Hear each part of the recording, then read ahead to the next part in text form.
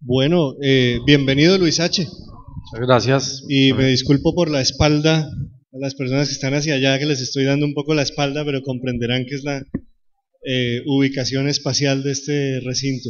Este ha sido un muy buen año, pensaría yo, para Luis H., dado que, primero, la revista Cromos lo nombró uno de los 10 mejores tuiteros de Colombia. Aquí lo tienen, señoras y señores. Y fuera de eso, la revista Soho no le pidió que posara para la revista, no.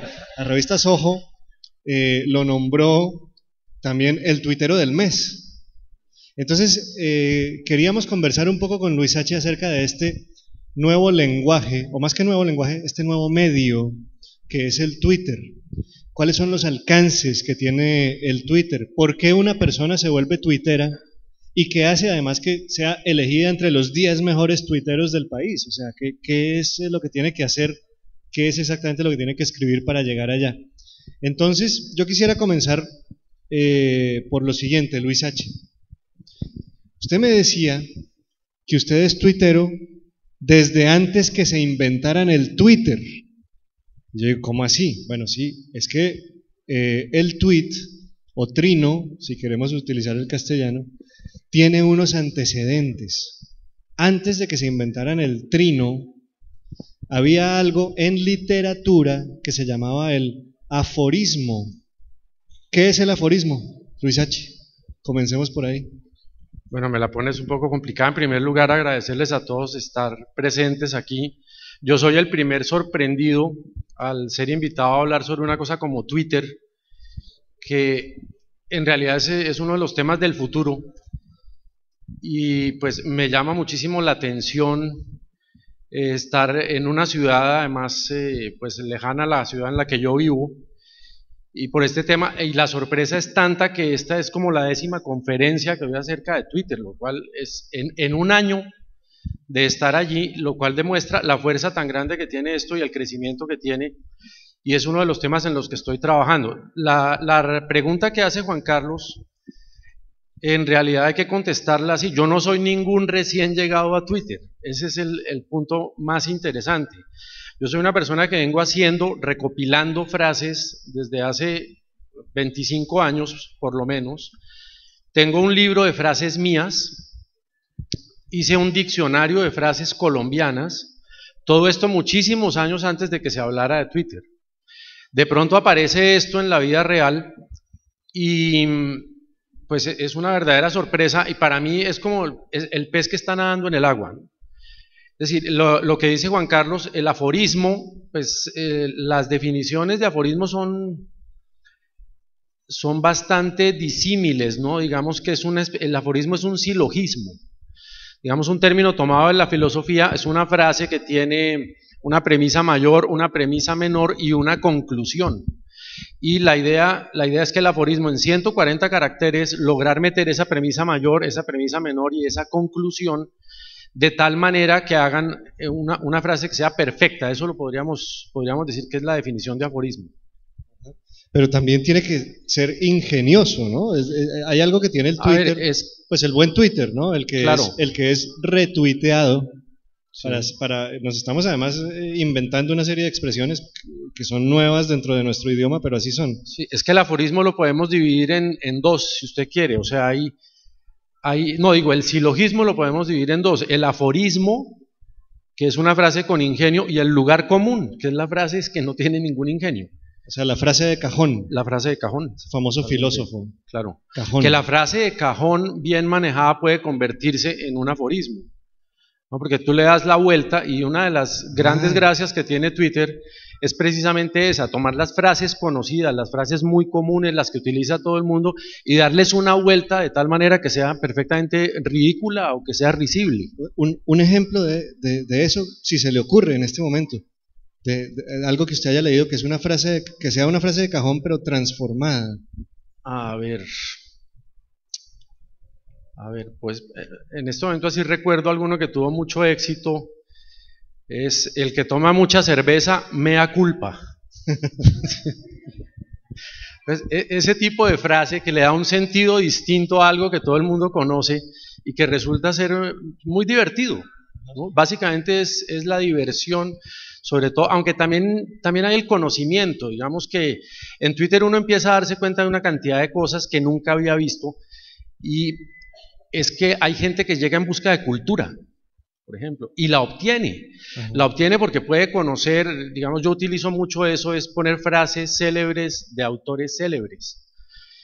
Mucha gente no las conoce, ¿no? De hecho hay gente que se las reinventa, hay gente que se inventa un tuit de Oscar Wilde, que Oscar Wilde lo escribió hace 150 años.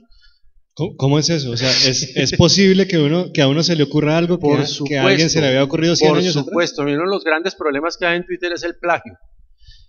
Hay mucha gente que protesta, es que a mí me robaron ese tweet, ¿no? Resulta que el tweet robado es de una frase que se le puede ocurrir a cualquiera, puede ser muy fino, muy elegante, muy inteligente, pero se le pudo ocurrir a cualquiera. Entonces lo más probable es que el dueño sea una persona que vivió en España hace 400 años y ninguno de los dos lo sabe, porque los juegos de palabras están ya todos inventados.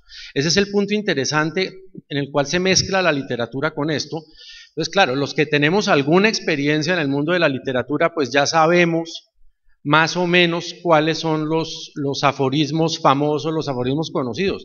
Llega gente con un ingenio natural que además es real y que no están intentando copiar ni robar a nadie, y se inventan la misma frase que se le ocurrió a Oscar Wilde en 1890. Entonces, eso ocurre, y ocurre con ignorancia, y con ignorancia sana muchas veces. Por eso... Sí. Luis H., un trino que usted haya leído recientemente y que le haya impactado. A ver, ahí me la pones difícil. Démosle vueltas a ver. Lo pensaba porque, un poco como para ilustrar esto, ¿no? Cuando hablamos del ingenio que tienen que tener estas frases, cuando hablamos de los juegos de palabras. Bueno, no, me acuerdo de hay una niñita que es un genio que se llama Dramaniela, yo no sé los que están en Twitter acá si algunos la siguen, la conozca, pero hay uno que me gustó mucho, dice: me gustaría poder llegar algún día a un sitio y decir, es que usted no sabe quién soy yo en Twitter. Bueno, estas frases, decíamos, tienen unos antecedentes, decíamos que hay algo llamado el aforismo que existe desde hace siglos, o sea, que es hacer esto de frases cortas, que sean directas, que sean ingeniosas, que sean punzantes. Pensaría yo que también hay otros momentos en que hay gente que hacía twitters o tweets sin saberlo muy bien. La publicidad, por ejemplo, o sea, cuando se habla de un eslogan, de un lema, de una campaña, también muchas veces sin darse cuenta están escribiendo una frase ingeniosa en 150, 140 caracteres o menos, y no saben que están haciendo un tweet. ¿La publicidad puede ser considerada una forma de trino también? Por supuesto, es decir, una de las luchas que yo tengo, ya que me han dado esta posibilidad de hablar ante un público, porque una de las cosas que también quiero recalcar es que en Twitter todo el mundo dice, este no es el mundo real. Y mi respuesta es, Twitter sí es el mundo real, aunque ustedes no lo crean. Por eso estoy yo aquí. Precisamente por eso estoy dando conferencias, por eso estoy hablando sobre el tema en muchas partes. ¿Por qué razón? Porque es que las conexiones con el mundo real no solamente existen, sino que además poco a poco Twitter está tomando una posición que tenían antes otro tipo de cosas, como el mensaje publicitario, como la prensa, etcétera, etcétera. Entonces, desde el punto de vista de la publicidad, el punto que me parece más interesante es que la gente que de verdad es buena para hacer eslogans es la que está en Twitter. Entonces las agencias de publicidad tienen que mirar esa gente, más que mirar profesionales que estén graduados. Aquí hay gente que son niñas de colegio, niñas universitarias, amas de casa, que de pronto son geniales y no lo sabían. Y de ahí pasamos a otro tema que yo sé que le interesa mucho discutir a Luis H., y es eso, es decir, no se necesita ser famoso para hacer buenos tweets y para tener muchos seguidores, y casi que podríamos decir que es como la democracia. El espacio de Twitter se vuelve un espacio muy, muy democrático. Usted decía ahorita, amas de casa, o sea, una ama de casa puede ser una excelente aforista, para que volvamos otra vez a ese término, y no saberlo. A ver, el cuento de las redes sociales en general, pero en especial de Twitter, para mí es que representa por primera vez en la historia una especie de democracia perfecta. Es decir, todos estamos en igualdad de condiciones y entramos desde la misma línea de partida. Salvo obviamente las Shakiras y todo esto que llevan con sus 2 millones de seguidores, eso es otra cosa, digamos, ellos están fuera de competencia, pero todos los que somos NN, incluidos los resentidos que dicen que nunca les habían dado oportunidades, ¿no? Esos también llegan allí y allí siguen diciendo lo mismo, siguen diciendo que es que no existen oportunidades, que no sé qué, pero resulta que no. El ama de casa está exactamente en la misma situación de cualquiera y puede llegar a ser una persona perfectamente conocida, puede ser famosa, no digamos que Twitter es una farándula, pero sí es una farandulita, es un mundo pequeño que no es que uno sea un personaje famoso y que todo el mundo lo conozca, pero hay una cosa muy bonita, es que tú puedes llegar a un sitio como Aneiva y hay algunas personas que te conocen, ¿no? Y eso es muy halagador. Aquí en el caso de María Jimena, que me sorprendió mucho porque yo interactúo mucho con ella, y pues es muy grato poder llegar a cualquier parte y tú encuentras a esa gente con la cual estás permanentemente en contacto en las redes sociales. Es algo muy bonito y es el mundo real. Luis H., le pregunto, ¿cuántos seguidores tiene usted en Twitter hoy? Cerca de 9.000, pues me acerco a 10.000, digamos, pero digamos que eso no es tanto lo importante, porque aquí hay varias medidas, hay varios grupos, hay varios estilos de gente. Digamos, uno llega allá y se encuentra que hay, aparte de las celebridades que tienen un montón de seguidores, digan lo que digan, trinen o no trinen, existe una especie de tuitero, digamos el tuitero vulgar o lo que llaman las extuiteras, sí, que son unos personajes que se caracterizan porque ponen una fotografía muy atractiva como avatar. El avatar es el monigote, digamos, que identifica a cada personaje, y por el solo hecho de poner un avatar muy atractivo ya tienen una cantidad de seguidores y no importa qué digan. Pero hay otro nivel, digamos, en el que estamos nosotros, que además es un nivel que lo podríamos llamar con cierta presunción la intelectualidad, digámoslo así, que es donde están todos los escritores, los periodistas, los actores y la gente que está interesada en cierta manera en una vida cultural. Es decir, cuando uno tuitea cosas sobre literatura, por ejemplo, el arrastre es grandísimo. Para mí ha sido una verdadera sorpresa poner citas de libros de literatura y ve uno cómo aparece una cantidad de gente que no solamente lee, sino que se interesa, que comparte sus propias experiencias de lectura. Aquí pues tengo que añadir que yo tengo 25 años de experiencia en la crítica literaria, entonces pues también tengo muchas horas de lectura encima. Y otra de las cosas que me sorprende es que teniendo uno todo ese bagaje cultural, y a veces lo sorprende una niñita de 20 años que no ha leído nada y que de su propia cabecita saca una cantidad de frases que son impresionantes, ¿sí? Y compiten contra todo el mundo en igualdad de condiciones. Bueno, el tema de este Sin Excusa es la discriminación.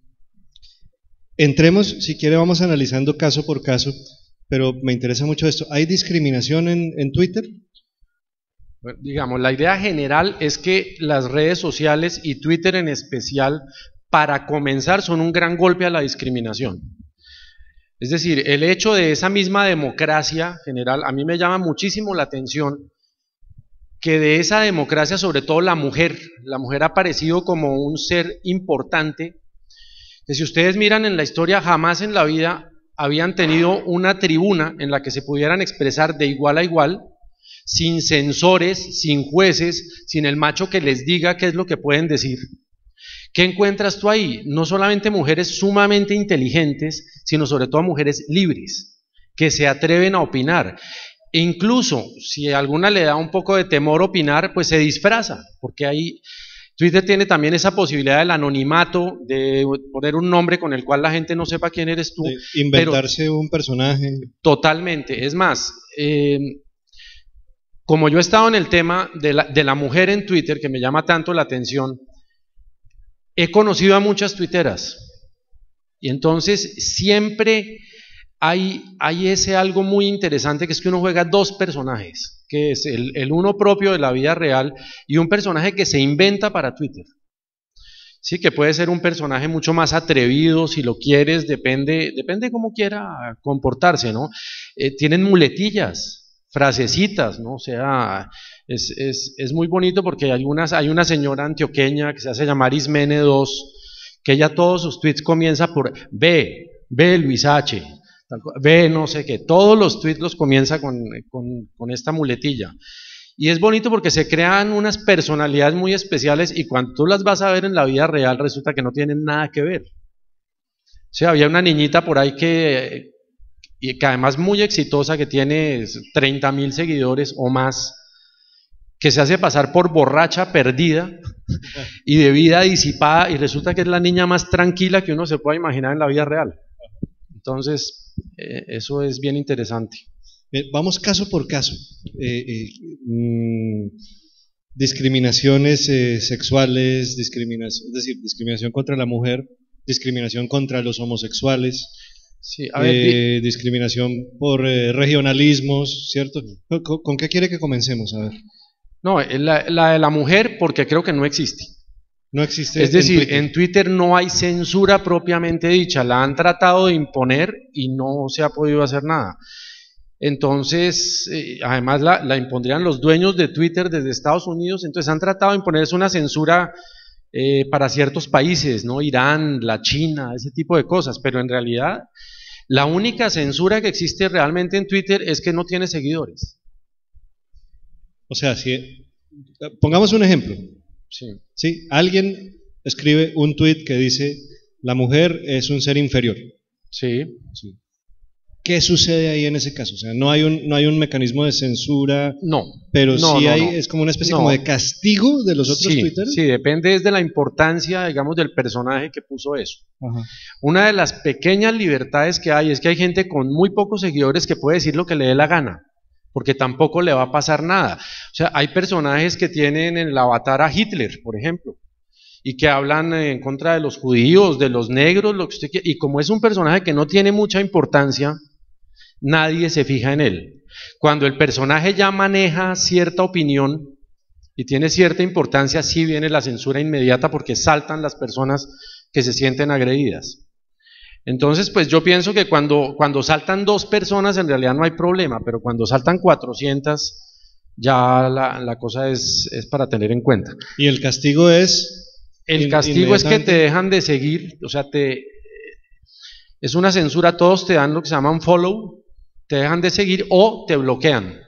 Okay. Y entiendo que en ciertos casos, creo que si más de 50 personas te bloquean, te sacan de Twitter. Que creo que fue lo que le pasó a Bacteria, el caricaturista. ¿Cómo fue ese caso? Ese es un caso muy especial porque lo acusaron, cuando el alcalde de Bogotá, Gustavo Petro, estaba enfermo, lo acusaron de haber deseado la muerte de Petro. ¿Sí? Yo estuve leyendo los tweets en los que hablaba de eso y era una cosa, en primer lugar era ambiguo, no era cierto, era más o menos, él estaba conversando con un amigo, porque también existe el chat disfrazado dentro de Twitter, él conversaba con un amigo, entonces estaban hablando de Petro y de pronto el amigo le dice que fulanita, que aparentemente era una exnovia o algo, no le iba a volver a hablar y entonces él le responde, por mí que se muera. Entonces, ¿qué pasó? Bacteria es un personaje controvertido y que tiene una serie de personajes que lo han acusado de una especie de acoso hacia las mujeres, no sé, no me consta, pero el hecho es que le cayeron todas encima. Es decir, si uno da papaya, básicamente le cae todo el mundo encima, como el caso de las Karate, por ejemplo, que es un caso típico y muy reciente, que simplemente escribió algo contra o burlándose de las gorditas y le cayó todo el mundo encima, pero se veía que es que a la gente no le gusta el personaje. Entonces, esos que concitan los odios de todo el mundo, que a veces los ve uno, no sé, J. Mario, por ejemplo, que mucha gente lo quiere, otros lo detestan, las caras de personajes así, inmediatamente dan papaya, se les vino el mundo encima. Claro. Bueno, ese es el caso de discriminación contra la mujer. El caso de la homofobia, que además hay algo que sucedió que quería narrar yo aquí con un locutor de las 40 principales. Yo no sé si ustedes vieron la noticia. Un locutor de las 40 principales puso un hashtag, o sea, ¿cómo podríamos definir eso? ¿Como una temática central? ¿Tendencia? Una tendencia bueno, sí. temática, sí, un hashtag que decía mariquita, e invitaba a sus seguidores a que denuncien al mariquita de su colegio o de su barrio. Por ser un comunicador social, por ser una persona que trabaja en medios de comunicación, inmediatamente la comunidad LGBT saltó y le entabló una demanda a través del Ministerio de Comunicaciones, y la cosa va en que pues esto es para Caracol. Caracol son los dueños de las 40 principales de esta emisora, y la cosa se le fue hondo a este locutor por tratar de hacer un chiste, un mal chiste, hay que decirlo, Claro. que también nos daría para reflexionar de cuáles son los contenidos de las emisoras juveniles, pero ese no es el tema, ¿no? Denuncie al mariquita de su colegio o denuncie al mariquita de su cuadra. Y la cosa va en denuncia penal. Sí. ¿Qué podemos decir de ese tipo de casos? La homofobia tiene problemas muy particulares, porque es que históricamente estamos hablando, esto aquí de lo que es el lenguaje políticamente correcto. Si uno mira históricamente, y no nos digamos mentiras, hace 30, 40 años todo el mundo era homofóbico. A mí me pueden decir que eso no es cierto, pero así era. Es decir, nosotros estudiamos en un colegio de hombres, el que hubiera llegado con un cuento de esos le daban una paliza. Básicamente tampoco había, digamos, no había niños bipolares. El que llegara al colegio con ese cuento también le daban una muenda y santo remedio. Entonces venimos de un ambiente en que los padres, abuelos de todos nosotros eran homofóbicos, no nos podemos decir mentiras. Es decir, era muy difícil la vida para un personaje que tenía esta tendencia sexual. Eso se revirtió por completo con el paso del tiempo, pero entonces nos empezamos a hacer ciertas preguntas. Por ejemplo, ¿tenemos derecho a discriminar al discriminador? El tipo de tweets que uno encuentra es, antes se pensaba que la homosexualidad era una enfermedad. El tipo de tweets que tú encuentras de la gente normalmente ahora dice, no, la homosexualidad no es una enfermedad, lo que es una enfermedad es la homofobia. Y resulta que tampoco. O sea, clínicamente no existe ninguna enfermedad que se llama homofobia. Entonces, ahí se nos presenta un problema porque entramos al mundo de la libertad de expresión, que es otro punto que tiene mucho que ver con todo esto, no solamente la susceptibilidad, sino la libertad de expresión. Es decir, tú tienes derecho en tu ambiente privado a emitir ese tipo de opiniones. Desde mi punto de vista, sí. En lo privado. En lo privado. Sí. En lo público habría que distinguir, porque entonces el verdadero punto de la discriminación viene si esa persona no obtiene un trabajo, por ejemplo, no se le hace un lado en cualquier tipo de cosas. Mire usted que la misma definición de discriminación en el diccionario ya nos da mucho que pensar, porque hay dos tipos de definición distinta. Hay la definición políticamente correcta de discriminación, que es elegir excluyendo. Desde este punto de vista hay una cantidad de cosas en la vida que son discriminación. Es decir, forma parte del objeto mismo de la inteligencia. Uno elige discriminando. Uno cuando se casa elige discriminando. Si no hubiera discriminación tendríamos que casarnos por sorteo. ¿Sí? Cuando uno elige un presidente de la República elige excluyendo. O sea, hay discriminación. Pero hay la otra definición, que es cuando esa exclusión se hace basándose en principios religiosos, filosóficos, raciales, etcétera, que es la parte que ya es políticamente incorrecta, digámoslo así. Entonces, respecto de la homofobia, pues ahí los casos son bastante difíciles, porque a veces aparece gente abiertamente homofóbica, y sobre todo gente de edad, ¿no? O sea, y gente con principios además religiosos muy profundos. Es decir, el procurador tiene adeptos. No, claro. No, por supuesto que los tiene. Sí. Entonces, yo no lo había pensado, pero ¿usted se ha metido al Twitter del procurador Ordóñez? No. No Hay varios Twitter tomando el pelo. Ajá. Hay uno que se llama Monseñor Ordóñez y así hay. Monseñor Ordóñez. Pero es, digamos, la tendencia en general es a darle muy duro al procurador, pero tú encuentras gente que lo defiende. pero que no se atreven a meterse en ese cuento. Es decir, es muy difícil encontrar un tweet que diga que viva el procurador Ordóñez y acabemos con todos estos homosexuales. No, eso es difícil de encontrar, pero se sabe que el tipo piensa así, ¿sí? Y no es ningún secreto, y además y personas con una tradición religiosa de muchísimos años pues piensan así. Yo pienso que si uno pide tolerancia para uno, pues también debe haber tolerancia para ellos, a menos que eso cause un conflicto de carácter público, que eso sí es verdadera discriminación. Pero el punto sigue ahí, es un punto de esos que Mockus diría que está en el límite entre lo que se puede y no se puede hablar. Bueno, el otro caso es el de la discriminación regional. Y esto es una cosa que se da además en muchísimos países. Pareciera como que cada país elige una región un poquito para lo que nosotros decimos mamar gallo, ¿no? O para descargar también un humor un poquito sádico a veces. En España, por ejemplo, son los gallegos, ¿no? En España se supone que los gallegos son como los tontos, los brutos. En Colombia, vamos a subrayar esto, no es que sea así, pero la mayoría de los chistes tienen como víctimas a los pastusos. ¿Hay tweets que hablen de eso, por ejemplo, en contra de los pastusos o en contra de algún tipo de región? Mira, es una cosa también muy humana de ciertas comunidades de que el culpable siempre es el vecino, ¿no?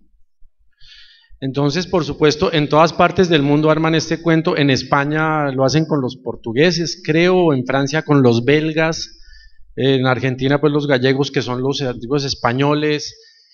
Entre nosotros, pues tradicionalmente los pastusos, los que se llevaban ese cuento. El tema de la discriminación regional en Twitter llega a tal punto que es que no se puede echar chistes de pastusos, es que ni siquiera se puede mencionar a los pastusos, porque así? siempre hay alguien que se lo toma a mal. Entonces es sumamente difícil llegar, imagínense no poder hablar sobre una ciudad, es una cosa sumamente complicada. Ahora, también lo he visto varias veces con el cuento de las pereiranas, que yo no sé de dónde diablos se creó un mito, ¿sí?, de cierta libertad de costumbres en Pereira. Entonces cada vez que se mencionan las pereiranas hay alguien que se molesta, ¿sí? Y resulta, es una cosa que no se sabe de dónde surgió, que quién sabe cuándo va a aparecer o cuándo va a desaparecer, pero es un tema sensible, por supuesto, y es difícil hablar de eso. Bueno, resumiendo y concluyendo un poco esta parte de discriminación en Twitter, no parece ser un espacio para la discriminación, parece ser más bien un espacio para el libre pensamiento y para el respeto. Mira, a propósito aquí de la discriminación regional, me pasó una cosa muy curiosa, porque el otro día escribí alguna cosa en contra de los que hacen mucho ruido, que ponen vallenato todo el tiempo, a todo volumen, el vecino, dañándole la vida a uno, y uno me respondió: ¿y usted qué tiene contra los costeños? Sí. Ajá, o sea, una presunción. De una vez, sí, de una vez. Sí, claro. O sea, el Twitter decía: los que ponen vallenato a todo volumen. Claro, el vecino que pone, no, ni siquiera, que pone música a todo volumen. Pone música, ni siquiera vallenato. Sí, ni siquiera. Y contesta: ¿qué tienen contra los costeños? Bueno, ahí está. Bueno, un ejemplo que da para pensar. Claro. Luis H., usted decía hace unos minutos que a veces usted incluía frases literarias, frases de literatos que pueden ser del siglo XX o del XIX o del XVIII, XVII, en fin. Eso me da para pensar, ¿qué escritores habrían sido buenos tuiteros si hubiese existido el Twitter en ese momento? Sí, mira, la mayoría, yo creo que, a ver, básicamente tenemos los moralistas franceses, que son del siglo XVII y XVIII, que aquí son muy poco conocidos, que eran autores de frases, o sea, hacían aforismos y eran sumamente buenos, y por ahí los ve uno de vez en cuando citados en Twitter. Uno que es sumamente popular es Oscar Wilde, no hay la menor duda. Oscar Wilde. Sí, y lo cita todo tipo de gente. También es una cosa bonita porque forma ya parte como de un imaginario popular. Eso está muy bien. Hay algunos, digamos, mucho más refinados. entre los cuales podemos mencionar, yo mencionaría especialmente un español que era don Ramón Gómez de la Serna, quien vivió en el siglo XX, murió hacia 1960, no sé. Él está representado en Twitter, o sea, ese es otro punto interesante, que hay escritores del pasado que tienen un avatar, un personaje que se encarga de poner sus frases. Este señor don Ramón Gómez de la Serna está en Twitter, y él era autor de una especie de aforismos que se llaman greguerías, frases sumamente ingeniosas. Y en Colombia no ha sido un gran país de aforistas, pero tenemos uno muy conocido, que es don Nicolás Gómez Dávila, autor de los Escolios a un texto implícito, de una godarria impresionante, pero un señor de una lucidez al mismo tiempo maravillosa, lleno de frases buenas. Y también está en Twitter y es un personaje, lo pueden buscar, se llama Escolios. Escolios, de Nicolás Gómez Dávila, Sí, claro. pero el personaje se llama Escolios. Sí, tiene @Escolios. @Escolios. Escolios, sí. Eso quiere decir que cualquiera en Twitter puede pasarse por un escritor. O sea, pero por supuesto. Digamos, ¿William Shakespeare tiene Twitter? Probablemente. No lo sigo, pero probablemente tiene. Probablemente, claro. Sí, probablemente tiene. Y no sería difícil, además. No, casi todos los escritores famosos, digamos Cioran, por ejemplo, el pensador rumano, muy pesimista, tiene varios personajes que lo hacen. O sea, tú encuentras lo que quieras, tanto del mundo literario como de cualquier otra cosa. O sea, está Homero Simpson, están todo lo que uno quiera, de cualquier comedia famosa, Doctor House, por ejemplo. Claro. Entonces hay personajes que ponen tweets del Doctor House con mucho éxito por demás. Claro, claro. Y son sacadas de la serie de televisión. Por supuesto. Como Homero Simpson también. Por supuesto, sí. Está... Pues ahora cuando cancelaron la serie, yo puse una serie de tweets del Doctor House y con un éxito único, pues tanto que me llamaron, que querían que hablara por la noche en televisión acerca del Doctor House, porque yo era un experto. Y resulta que saqué todo de Wikipedia y de Wikiquote. Mucha gente no conoce Wikiquote y se lo recomiendo a todos. Digamos que es como la sección de Wikipedia de citas. Entonces es bastante interesante porque ahí uno puede ser mal tuitero y no ocurrírsele nada. Pues hombre, regálenos frases buenas de escritores célebres, que ahí están todas en internet. Váyase a Wikiquote y ahí están. Bueno, hablamos ya de un caso, y es el de tweets sacados de libros. Veamos el caso contrario. ¿Usted conoce libros que recopilen los mejores tweets? A ver, en Colombia solo conozco uno que por lo demás se los recomiendo, es el libro de Camilo Durán Casas, que murió hace unos 2-3 meses. El libro se llama Uribe es la suegra de Santos, y tiene una historia muy curiosa, que la historia, y me la contó el hermano de Camilo, que es el padre Vicente Durán, vicerrector de la Javeriana, y para que vean cómo funcionan estas cosas, si uno no le para bolas en un momento determinado a esto y después se convierte en una cosa muy importante. Él era amigo de Gustavo Gómez, el periodista, y un buen día le llegó con un fajo de papeles. Me dijo, tome esto, yo no sé si esto sirve para algo. Y el otro ni lo miró, lo guardó. Entre este tiempo Camilo entró a Twitter y alcanzó a estar un año larguito, un tuitero maravilloso.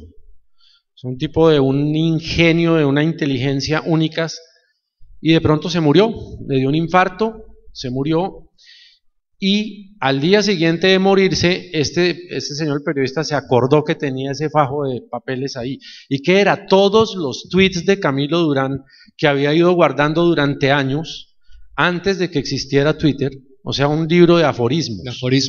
Y lo guardó, en ese momento se acordó de él, lo recogió, se lo entregó a los hijos de Camilo, le dijo, esto es de ustedes, es un legado de su padre, si quieren lo publicamos. El libro está en este momento en librerías, es el único libro colombiano que conozco de aforismos. Ahora, me haces pensar en algo interesante. Camilo Durán, Juan Carlos y yo estudiamos en el mismo colegio en Bogotá, somos de diferentes generaciones, pero tenemos una educación muy parecida, y este es un tema que tiene mucho que ver con Twitter, y es el siguiente, es que a nosotros nos enseñaron una cosa que se perdió en el mundo, que es la caballerosidad. Nosotros tenemos algo que es muy particular y que lo hemos notado muchísimo en Twitter, es como las mujeres son sensibles a que las traten bien. A uno le dicen que es que ahora hay unas generaciones nuevas que no tienen ni idea cómo tratar a una mujer.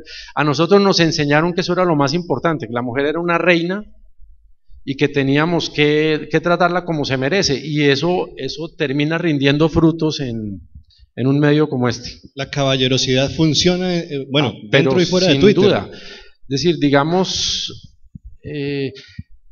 a ver, uno podría mirarlo como una especie de galantería, incluso hasta de coquetería, o también mirado desde el lado malo, una especie de machismo elegante, ¿no? Sí. Pueden ser ambas cosas, pero funciona, sobre todo en un mundo en el que se ha perdido esa... Es decir, la igualdad en el trato no ha sido necesariamente favorable para la mujer. Claro, claro que sí.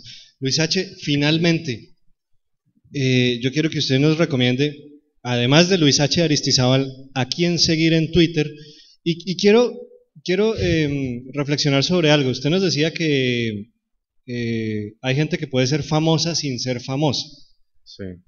Pienso que si uno sigue... Voy a poner un ejemplo que se me viene a la cabeza en este momento. Si uno sigue a Shakira en Twitter, uno no está esperando leer frases célebres. Uno está esperando saber en dónde se va a presentar y seguramente en este momento saber noticias sobre su embarazo, que es como la noticia que hay ahorita de Shakira. Pero dentro de los famosos, ¿usted se ha encontrado con gente que tuitea y que tuitea cosas ingeniosas? Por supuesto. Y además son amigos de uno y son seguidores. Digamos, Margarita Rosa de Francisco, por ejemplo, es sorprendente, es una mujer de gran inteligencia, lo hace muy bien. Manuela González, la actriz, que además de que es una hermosura de mujer, es una mujer inteligente, es escritora. Carolina Cuervo, que además es nuestra colega como escritora, ya tiene libros publicados. Te puedo citar, digamos, a Jack Tukmanian, que yo ni siquiera sabía que era actor, que es un personaje también muy agudo.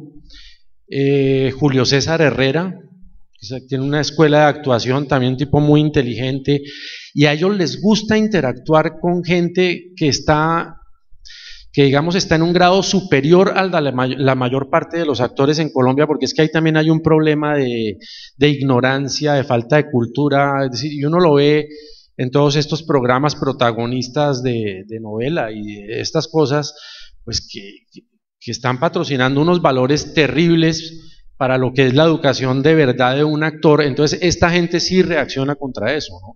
O sea, en favor de una verdadera formación profesional, de que esta gente está dañando el nombre de una profesión, etcétera, ¿no? ¿Y de los no famosos que nos recomiende? Mire, de los no famosos, a mí me llaman la atención muchas mujeres en Twitter. De las tuiteras bogotanas, las que yo entrevisté para El Malpensante, por ejemplo, y que además hablé con todas, son mis amigas. Es una cosa maravillosa que permite esa interacción en Twitter, es que los amigos de uno son de cualquier edad, de cualquier sexo, no hay ningún tipo de barreras. O sea, hay unas niñas muy buenas, digamos, en una franja entre los 20 y los 30 años, la mayor parte son universitarias, pero también hay amas de casa. Hay, a ver, si te tuviera que recomendar a esta señora en Medellín que se llama Ismene II, una señora cultísima, maravillosa tuitera. Varios de los escritores son muy buenos tuiteros también. Entonces se podría mencionar a Juan Esteban Constaín, que se llama Eulogelio. A ver qué persona, pues fuera estas niñas, Dramaniela, por ejemplo, Linic, bueno, Animesa. Es decir, no sé, bueno, los nombres pueden no decirles nada. Yo creo que los que estén medio familiarizados en Twitter más o menos saben y conocen quiénes son estos personajes, pero hay unas que son figuritas, o sea, es que tienen 30, 40, 50 mil seguidores. Es una cosa impresionante, y sí hay que hacer un llamado al mundo de la publicidad para que se fije en este tipo de personas, porque es que son personas que en el mundo laboral pueden ser muy competitivas. Ayer me decían precisamente que por ejemplo, para ponerlas a hacer los titulares de los periódicos, algo tan sencillo como eso, que eso es un don, eso no se estudia. O sea, tú puedes hacer todos los años de universidad que quieras y no aprender a titular. En cambio, una persona que de la nada salió tiene el talento natural y lo hace mejor que los demás. Bueno, Luis H. Aristizábal, finalmente, el suyo, arroba ¿qué? ¿Es mi nombre? Sí, sí. No, es Luis H. Aristizábal sin la A que está después de la Z, porque no cabía el carácter. Ya. Entonces, O sea, Luis H. Aristizábal.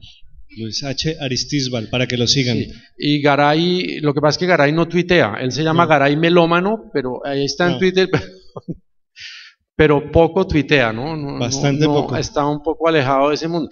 Y creo idea... que mi último Twitter fue una frase de Jaimito el Cartero. ¿Cuál es Jaimito el Cartero? El personaje del Chavo. Me preguntaron por qué no tuiteaba y yo contesté, es que quiero evitar la fatiga. Eso fue mi último Twitter. O sea que no, la recomendación es que sigan a Luis H. No, yo sí quiero hacer es un llamado a todos los que le tienen miedo a Twitter. Es decir, Twitter no solamente sí es la vida real, sino que además es la vida del futuro. Es decir, ustedes pueden avisorar desde Twitter un futuro profesional. Yo estoy seguro que de aquí a 10 años hay mucha gente que está viviendo de eso. Sí, de cualquier manera, o sea, puede ser indirectamente, o sea, pero en sus profesiones, los estudiantes, no dejen eso atrás. Si ustedes de verdad son competitivos y quieren estar en un mundo en el que de verdad tienen la posibilidad de enfrentarse con todos los demás y mostrar que son buenos, en Twitter lo pueden hacer, créanme.